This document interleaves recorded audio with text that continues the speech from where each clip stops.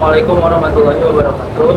Nama saya Fadil Sulaiman dari kelas BSA 3A dengan NIM 2485150012. Di sini saya akan menjelaskan tentang pengantar linguistik, yaitu ada definisi linguistik, ada sifat linguistik, dan ada ciri-ciri linguistik. Untuk penjelasan lebih lanjutnya, simak video ini. Dalam pembahasan kali ini, kita akan membahas mengenai pertama, definisi linguistik. Di definisi, kita akan membahas bagaimana, apa, dan arti dari linguistik itu tersebut. Dan yang kedua, kita akan membahas mengenai klasifikasi linguistik, yang dimana di bagian ini terdapat ada langu, language, dan parol. Di sini kita akan mengetahui apa itu yang dimaksud dengan langu, apa itu yang dimaksud dengan language, dan apa itu yang dimaksud dengan parol. Dan yang ketiga, kita juga akan membahas mengenai ciri-ciri dari linguistik itu tersebut. Bagaimana itu bisa disebut sebagai linguistik dan bagaimana linguistik itu bisa terbentuk. Linguistik adalah cabang ilmu pengetahuan yang menjadikan bahasa sebagai objek kajian utama dengan cara mempelajarinya secara ilmiah, sistematis, dan objektif. Linguistik berusaha menjelaskan bagaimana bahasa dibentuk, diatur, digunakan, dan dipahami oleh manusia tanpa menilai benar atau salahnya pemakaian bahasa tersebut.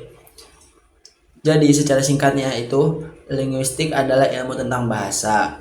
Sedangkan orang yang mempelajari linguistik itu disebut linguis. Jadi kalian harus bisa membedakan apabila orang yang mempelajari ilmu linguistik itu disebutnya linguis. Nah, ini adalah pengertian atau definisi dari ilmu linguistik itu sendiri. Lalu ada klasifikasinya ketika kita mempelajari ilmu linguistik. Harus dipahami ada 3, yaitu berdasarkan dari bukunya Ferdinand de Saussure. Ada 3. Yang pertama, langu, language, parol. Yang pertama itu ada langu.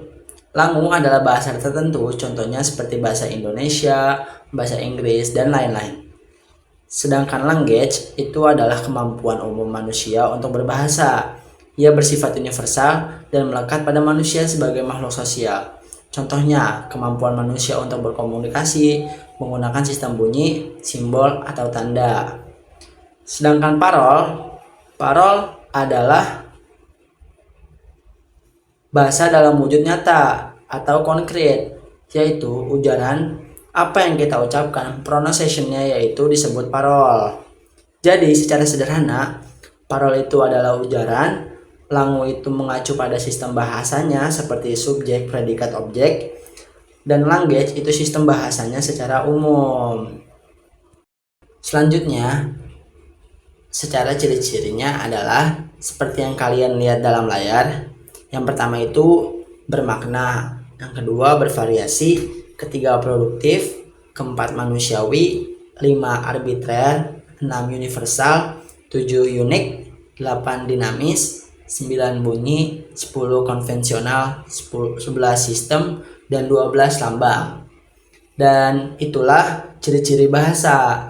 Maka dari itu, mengapa suara hewan tidak dianggap sebagai bahasa?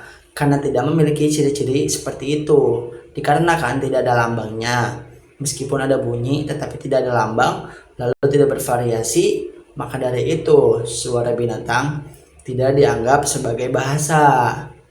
Mungkin ini penjelasan singkat dari saya mengenai linguistik secara umum. Kurang lebihnya mohon maaf. Wassalamualaikum warahmatullahi wabarakatuh.